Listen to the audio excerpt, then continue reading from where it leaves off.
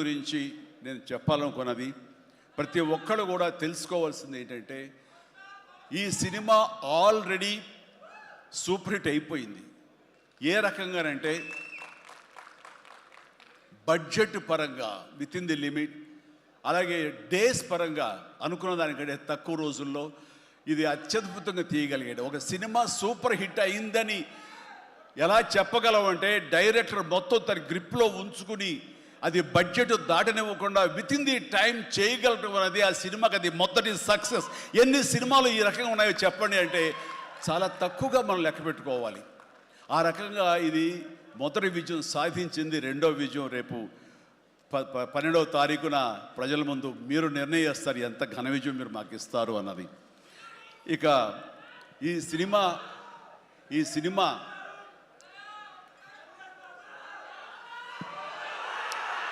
Okay, ఇక ఈ సినిమాలో నేను నెక్స్ట్ చెప్పుకోదగిన వ్యక్తి వెంకటేష్, నా బ్రదర్.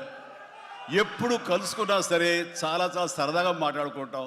ముఖ్యంగా ఇప్పుడు మీ ముందు తమాషాగా కామెడీగా హుషారుగా మాట్లాడినా సరే అతనితో వన్ టు వన్ కూర్చుంటే చాలా ఫిలసాఫికల్గా ఇన్ డెప్త్ ఇంతటి డెప్త్ వ్యక్తి వెంకటేష్.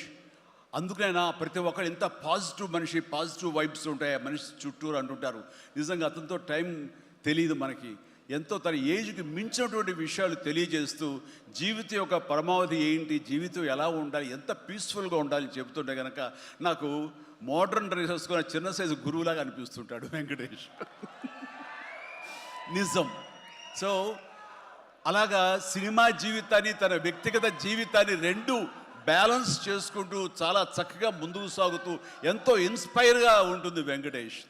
ఇక ఈ సినిమాకి వచ్చేసరికి ఎలా కుదిరింది, ఇందాక అనిల్ రావు ఇప్పుడు చెప్పాడు, ఆ హింట్ ఇచ్చింది మీ ఇద్దరం కలిపి చేసేలాగా ఏదైనా ఒక ఎపిసోడ్ క్రియేట్ చేసి అక్కడ వినియోగించుకుందాం, మా ఇద్దరు కాంబినేషన్ సినిమాకు ఉపయోగపడే విధంగా సినిమాలో అంతర్భాగంగా ఉండేలాగా అన్నందుకు అని చెప్పిన విషయం. ఎలాగా ఇదేంటంటే ఒక 5 ఏళ్ల క్రితం అనుకుంటా మీ ఇద్దరం అమెరికా వెళ్ళాం. లాస్ ఏంజల్స్ వెళ్ళినప్పుడు అక్కడ మిత్రుడి ఇంట్లో కూర్చున్నప్పుడు అంత ఎదురు కూర్చొని పిచ్చాపాటి మాట్లాడుకుంటుండగా వాళ్ళు ఎవరు అబ్బా మీ ఇద్దరు చూస్తుంటే చాలా బాగుందండి, ఒక స్టిల్ తీసుకుంటామంటూ వాళ్ళు స్టిల్ తీయబోతుంటే అక్కడ తీయదు చిరంజీవి కూర్చుంటారు, నేను నిలబడతాను అని చెప్పేసాడు. అదేంటి వెంకీ అలా కాదు నేను నిలబడతాను అన్నాను. లేదు ఇది నా మైండ్ లోపల ఎప్పటి నుంచో మీరు అట్లా బాస్లో కూర్చుంటే కనుక కాలు మీద కాలు వేసుకుని నేను వెనకాల నిలబడి ఉంటాను. ఇది ఒక మంచి స్టోరీకి స్టిల్ లీడ్ అవ్వాలి అంటే మన హాలీవుడ్ గాడ్ ఫాదర్ చూసారా, మెర్లిన్ బ్రాండో అండ్ ఆల్ పచినో అలాంటి క్యారెక్టరైజేషన్స్. వెంకీ నువ్వు వెళ్ళి వాడు నరుకురా అంటే నువ్వు వెళ్ళి మ్యాసగా నరికి వచ్చేస్తారు. అంటే తనకి ఎప్పటి నుంచి ఉందో అలాంటి జోనర్ సినిమా చేయాలి, మా ఇద్దరు కాంబినేషన్ చేయాలన్న కోరిక ఉందో ఆయన వ్యక్తపరిచేసరికి నేను చాలా ముచ్చట పడిపోయాను. అదేవిధంగా స్టిల్స్ కూడా మేము దిగాము, అది ఎవరు లీక్ చేస్తారో నేనైతే లీక్ చేయలేదు, అది బయటకు వెళ్ళిపోయింది ఆ స్టిల్స్. అండ్ అలాగా అది నా మైండ్లో పడేసరికి అప్పటి నుంచి ఈ అవకాశం ఈ సినిమాలో వస్తుంది. ఆల్రెడీ వెంకీతోటి తన మంచి సినిమా ఇచ్చాడు అనిల్ రావుపూడి, తను మాత్రమే ఇద్దరిని జస్టిఫై చేయగలడు, ఇద్దరికి న్యాయం చేయగలడు అనే ఉద్దేశంతో నేను తనకి హింట్ ఇచ్చినందుకు దాన్ని అత్యద్భుతంగా డిజైన్ చేశాడు.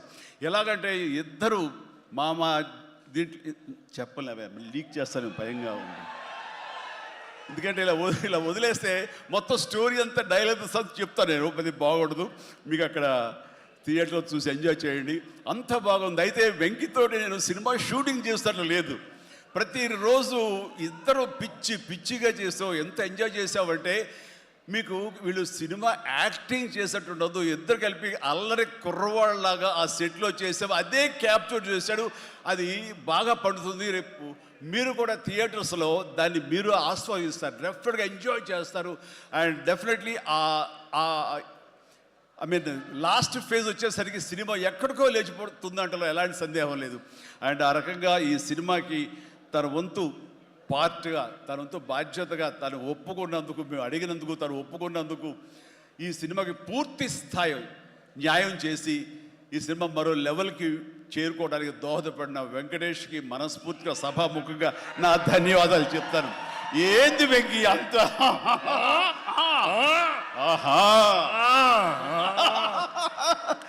ఇదే సరదా. అండ్ నేను చాలా చెప్పను, కానీ సినిమా చూస్తే కనుక నేను ఎంత చెప్పినా సరే తక్కువే అవుతుంది. మీరు ఎంత ఊహించుకున్నా సరే అది తక్కువే అవుతుంది. సినిమా చూడండి. మేము చేసినటువంటి 18 రోజులు అనుకుంటా చేశారు వెంకీ. ఈ 18 రోజుల్లో ఒక 7-8 రోజులు సీన్స్, ఒక 5 రోజులు 6 రోజులు సాంగ్, ఇంకా 2 days చిన్న ప్యాచ్ వర్క్. ఈ రోజుల్లో ప్రతిదీ ఎంత అంటే ఇంకా ఎంజాయ్ చేశాను. ఇది షూటింగ్ చేసినట్టు అనిపించట్లేదు. ప్రతి సినిమా ఇలాగే ఉంటే ఎంత బాగుంటుందా అని అనిపిస్తుంది నాకు. అందుకని మనస్ఫూర్తిగా సభాముఖంగా అందరి సమక్షంలో వెంకటేష్కి ఇది మన ఇద్దరి మధ్య ధన్యవాదాలు తెలియజేస్తూ, ఇది మచ్చు తురక. ఇందాక అనిల్ రావిపూడి అడిగినట్లుగా ఈ కాంబినేషన్ ఫుల్ ఫ్లెడ్జ్డ్గా ఎప్పుడు దొరుకుతుందంటే వెంకీ నేను రెడీ. అండ్ అనిల్ రావిపూడి ఎవరో ఎందుకు, ఈ అవకాశం నువ్వే తీసుకుని ఖచ్చితంగా నువ్వు స్టోరీ రాసుకో. మీ ఇద్దరం ఇదే ప్రాణం పెట్టి, ఇదే హుషారు పెట్టి, ఇదే గిలిగిద్దలతో మీకు సినిమా చేసి పెడతాం. కానివ్వండి, ఎప్పుడు వస్తుందో తెలియదు. తర్వాత అలాగే నయనతార ఈ సినిమాలో ఏం చేశాడో, ఎలా ఒప్పించాడో కానీ మన అనిల్ రావిపూడి. అంతకుముందు 2 సినిమాలు చేశాను, తెలుగు గాడ్ ఫాదర్ కానివ్వండి, లేకపోతే సైరా కానివ్వండి.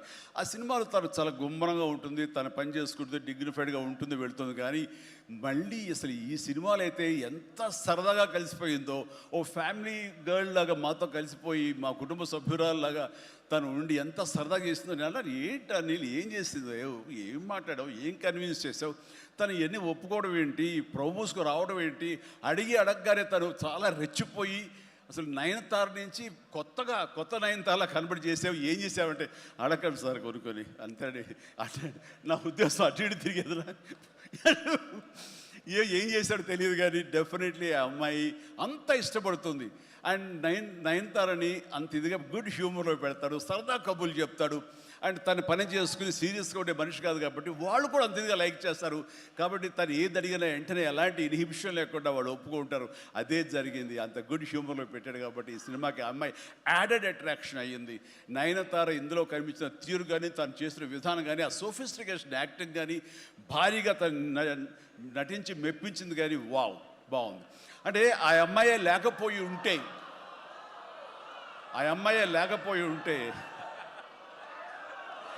వావ్,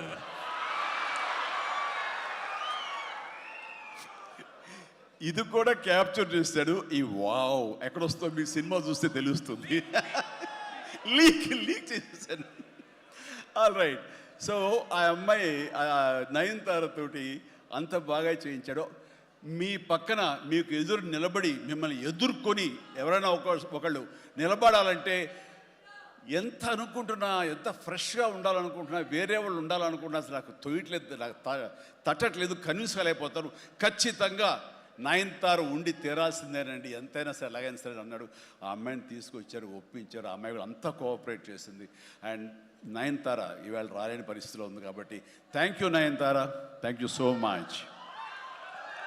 ఇక ఈ సినిమాలో సచిన్ క్యారెక్టర్ యాక్టర్గా, అండ్ నాతో పాటు నా టీంలో చేసినటువంటి హర్షవర్ధన్, అలాగే అభినవ్, ఇతర నటీనటులు, అండ్ క్యాథరిన్ కూడా మా టీంలో ఒక పార్ట్ లాగా ఉండి తను చేసి చాలా ఒక నిండుదనం, గ్లామర్ తీసుకొచ్చింది.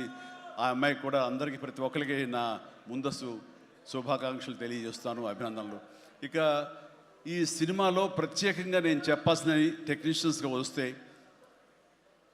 భీమ్స్ అత్యద్భుతమైన మ్యూజిక్ ఇచ్చాడు.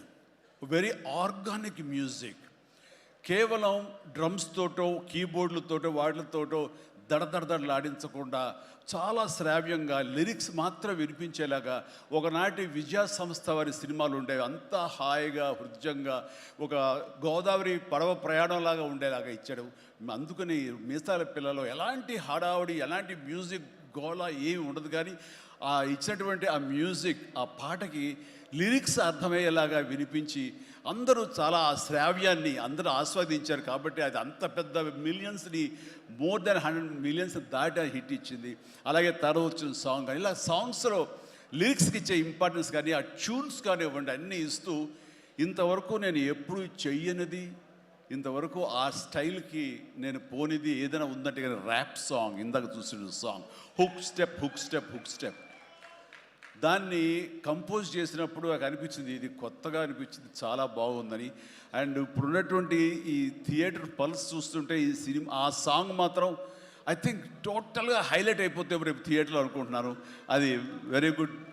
ఎందుకంటే ఆ సాంగ్ విన్న తర్వాత ఆ సాంగ్ వింటుండగా ఎదురుగా ఉన్న వెంకటేష్ ఆపుకోలేక డ్యాన్స్ చేశారంటే అదే చాలు. ఇక ప్రతి ఒక్కడు అదే స్ఫూర్తితోటి ప్రతి ఈ సినిమాని ఈ సాంగ్ని ఆస్వాదిస్తారు. అలాగా సాంగ్స్గా అన్నీ అత్యద్భుతంగా ఇచ్చినటువంటి మన భీమ్స్కి ప్రత్యేకించి, ఆ తర్వాత ప్రతి ఒక్కరు చిరంజీవిని ఇంత గ్లామర్గా ఉన్నాడు, చిరంజీవిని ఇంత ట్రిమ్గా ఉన్నాడు, ఇంత ఇదిగా ఉన్నాడు, ఎలా తగ్గాడు. నా వ్యక్తిగతంగా నేను చేసిన ప్రయత్నాలు పక్కన పెడితే తెర మీద అంత బాగా కనపడడానికి ప్రత్యేకించి మా డిఓపి, మా కెమెరామెన్ మన సమీర్ రెడ్డి చాలా చాలా బాగా చేశాడు. అండ్ సమీర్ రెడ్డితో వచ్చిన ఒక్క చిన్న గొడవ ఏంటంటేనండి, ఒక నిమిషం గ్యాప్ ఇవ్వడు, కూర్చుని కాఫీ తాగుతాం కదా అని ఇచ్చేలోగా మళ్ళీ షార్ట్ రెడీ అంటాడు. ఇంక అతనితోటి బహుశా అలా గనక అందరూ ఉండగలిగితే సినిమాలు 100 రోజులు దాటకుండానే ఫినిష్ చేయొచ్చు. అంతటి ఫాస్టెస్ట్ కెమెరామెన్ మా శరత్.